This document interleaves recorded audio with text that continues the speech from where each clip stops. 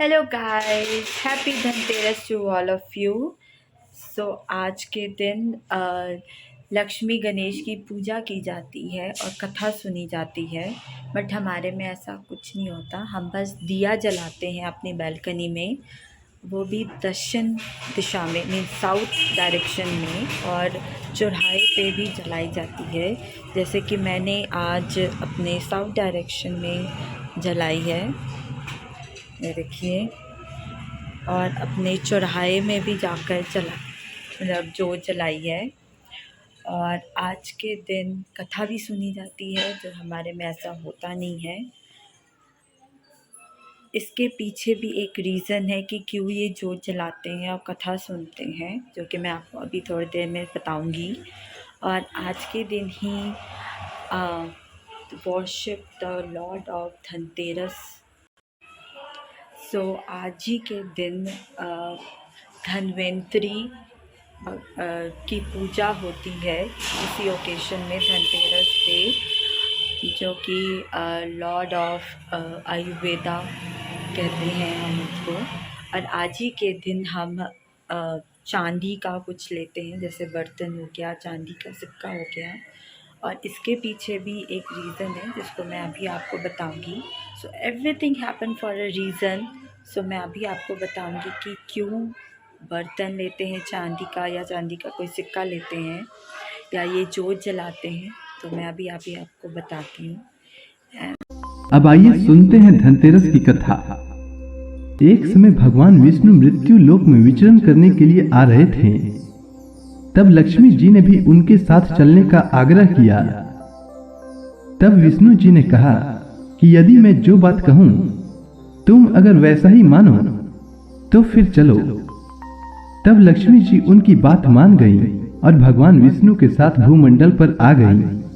कुछ देर बाद एक जगह पर पहुंचकर भगवान विष्णु ने लक्ष्मी जी से कहा कि जब तक मैं न आऊं तुम यहाँ ठहरो। मैं दक्षिण दिशा की ओर जा रहा हूं, तुम उधर मत आना।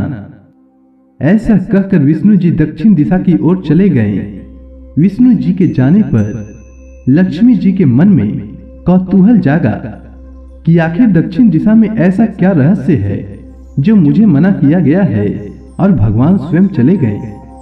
लक्ष्मी जी से रहा न गया और जैसे ही भगवान आगे बढ़े, लक्ष्मी जी भी पीछे पीछे चल पड़ी। कुछ ही आगे जाने पर उन्हें एक सरसों का खेत दिखाई दिया जिसमें खूब फूल लगे थे। सरसों की शोभा देखकर लक्ष्मी मंत्र मुग्ध हो गई और फूल तोड़कर अपना श्रृंगार करने के बाद आगे बढ़ी।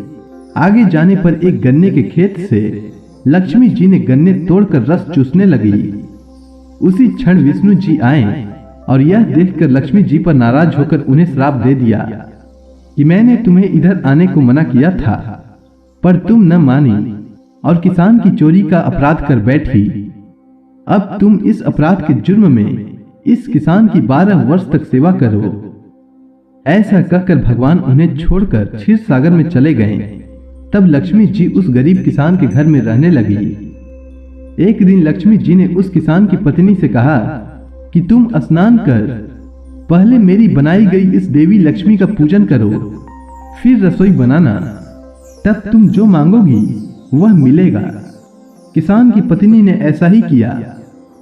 पूजा के प्रभाव से और लक्ष्मी जी की कृपा से किसान का घर दूसरे ही दिन से अन्न, धन, रत्न, स्वर्ण आदि से भर गया। लक्ष्मी ने किसान को धन धान्य से पूर्ण कर दिया। किसान के 12 वर्ष बड़े आनंद से कट गए।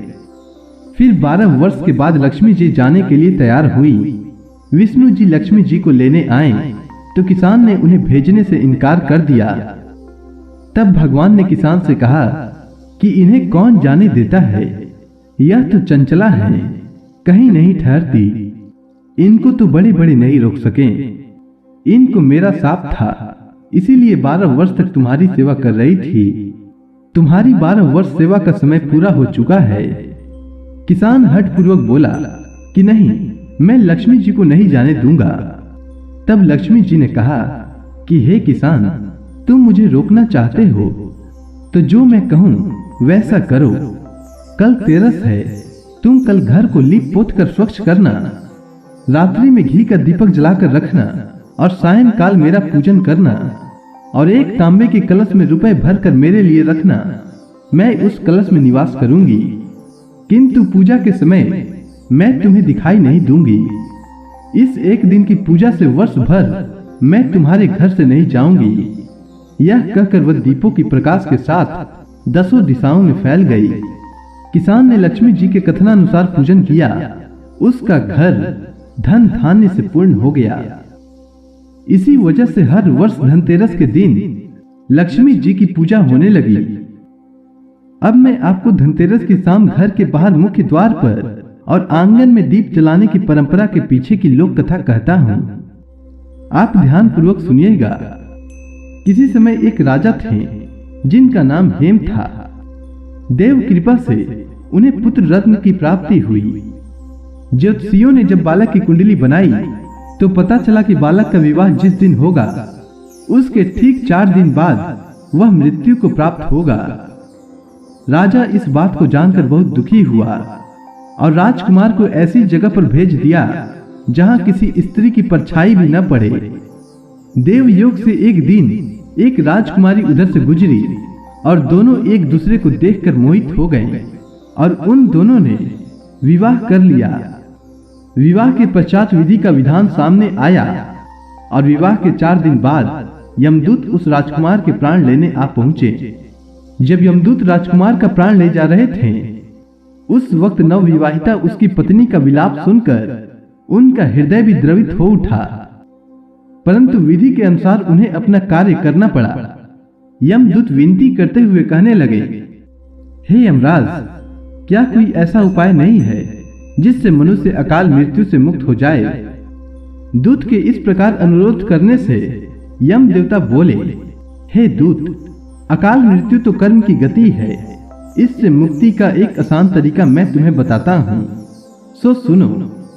कार्तिक कृष्ण पक्ष की त्रयोदशी की रात जो प्राणी मेरे नाम से पूजन करके दीपमाला दक्षिण दिशा की ओर भेंट करता है उसे अकाल मृत्यु का भय नहीं रहता है।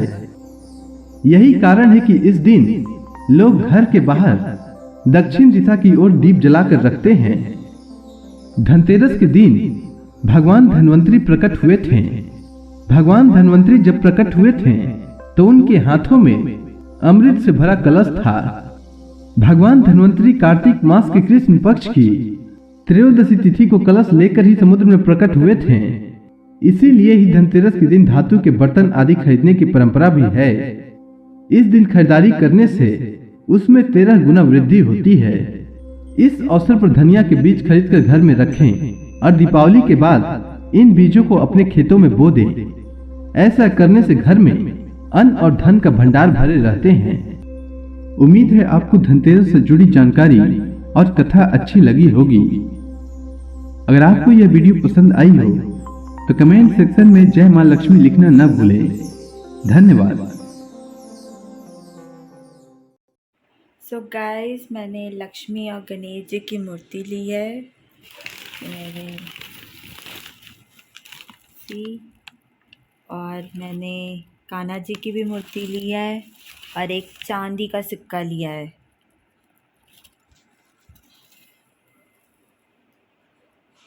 I hope you will like this video, so please do like, subscribe and comment। अगर आपने सब्सक्राइब नहीं किया है तो प्लीज़ कीजिए और मुझे ढेर सारा लाइक्स दीजिए। Bye bye.